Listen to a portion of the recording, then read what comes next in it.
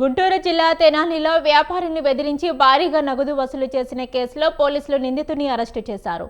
నేలపాడు గ్రామానికి చెందిన నూతలపాటి రత్నబాబు ఆలియాస్ బుడ్డాయిను అదుపులోకి తీసుకున్నారు. తెనాలి గంగమ్మన్నపేట జైన్ టెంపుల్ రోడ్డులోని స్వాతి జ్యువెలరీస్ వద్ద పాన్ బ్రోకర్గా పనిచేస్తున్న రవికుమార్ విజయ్ యాదవ్తో రత్నబాబుకు గతంలోనే పరిచయం ఉంది. నిందితుడు అప్పుడప్పుడు బంగారం వెండి వస్తువులను తాకట్టు పెట్టి డబ్బులు తీసుకునేవాడని, ఫిర్యాదుదారుడి వద్ద అప్పు కూడా తీసుకున్నట్లు పోలీసులు వెల్లడించారు.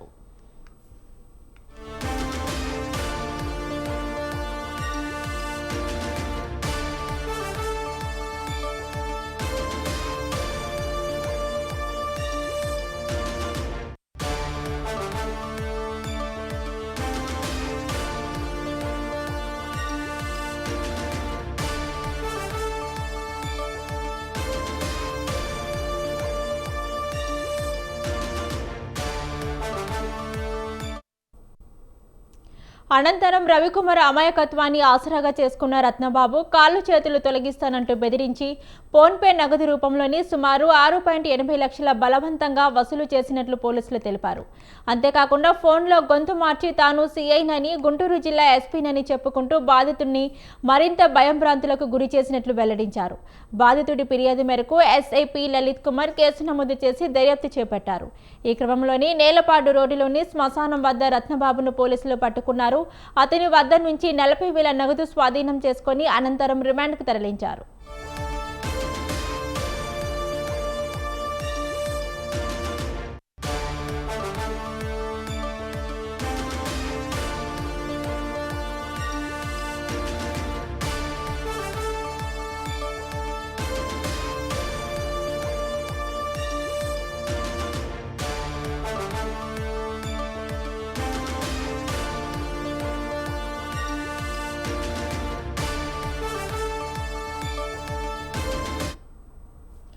గుంటూరు జిల్లా తెనాలిలో వ్యాపారిని బెదిరించి భారీగా నగదు వసూలు చేసిన కేసులో పోలీసులు నిందితుడిని అరెస్టు చేశారు.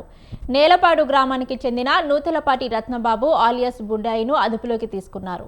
తెనాలి గంగమ్మన్నపేట జైన్ టెంపుల్ రోడ్డులోని స్వాతి జ్యువెలరీస్ వద్ద పాన్ బ్రోకర్గా పనిచేస్తున్న రవికుమార్ విజయ్ యాదవ్తో రత్నబాబుకు గతంలోనే పరిచయం ఏర్పడింది. నిందితుడు అప్పుడప్పుడు బంగారం వెండి వస్తువులను తాకట్టు పెట్టి డబ్బులు తీసుకునేవాడని, ఫిర్యాదుదారుడు వద్ద అప్పు కూడా తీసుకున్నట్లు పోలీసులు వెల్లడించారు. అనంతరం రవికుమార్ అమాయకత్వాన్ని ఆసరాగా చేసుకున్న రత్నబాబు కాళ్ళు చేతులు తొలగిస్తానంటూ బెదిరించి ఫోన్పే నగదు రూపంలోని సుమారు 6.80 లక్షల బలవంతంగా వసూలు చేసినట్లు పోలీసులు తెలిపారు. అంతేకాకుండా ఫోన్లోని గొంతు మార్చి తాను సీఐనని, గుంటూరు జిల్లా ఎస్పీనని చెప్పుకుంటూ బాధితుడిని మరింత భయంభ్రాంతులకు గురి చేసినట్లు వెల్లడించారు. బాధితుడి ఫిర్యాదు మేరకు ఎస్ఐపీ లలిత్ కుమార్ కేసు నమోదు చేసి దర్యాప్తు చేపట్టారు. ఈ క్రమంలో నేలపాడులోని రోడ్డులోని శ్మశానం వద్ద రత్నబాబును పోలీసులు పట్టుకున్నారు. అతని వద్ద నుంచి 40,000 నగదు స్వాధీనం చేసుకుని అనంతరం రిమాండ్కు తరలించారు.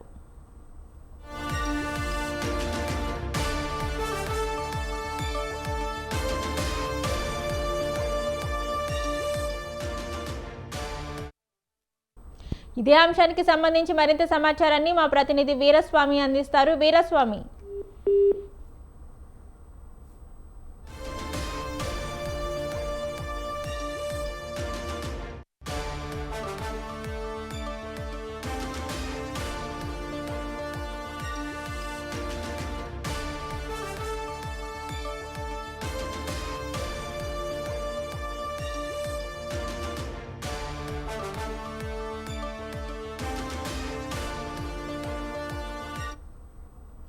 ఇదే అంశానికి సంబంధించి మరింత సమాచారాన్ని మా ప్రతినిధి వీరస్వామి అందిస్తారు. వీరస్వామి, తెనాలిలో ఒక ఘరానా మోసగాడిని కొద్దిసేపటి క్రితమే పోలీసులు అరెస్ట్ చేశారు.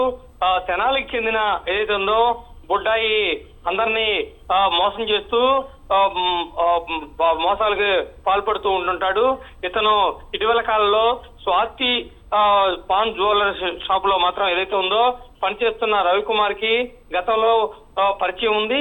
చిన్న చిన్న వస్తువులని, బంగారం దొంగతనాలు చేసిన వస్తువులను కూడా దాంట్లో తాకట్టు పెడుతూ ఉంటాడు. ఈ నేపథ్యంలో ఇటీవల కాలంలో అతని దగ్గర నుంచి కూడా ఫోన్ తో బెదిరించి దాదాపు డబ్బులు ఇవ్వాలి అని చెప్పేసి బెదిరించడం జరిగింది. దీంతో ఏదైతే ఉందో అతని వద్ద నుంచి కూడా 6,80,000 కూడా మోసం చేశారు. దీంతో పోలీస్ స్టేషన్ లో కూడా పోలీసులకి ఫిర్యాదు చేయడం జరిగింది. దీంతో ఏదైతే ఉందో అతన్ని కొద్దిసేపటి క్రితమే పోలీసులు కూడా అరెస్ట్ చేసేసి రిమాండ్ కి పంపించిన పరిస్థితి నెలకొంది.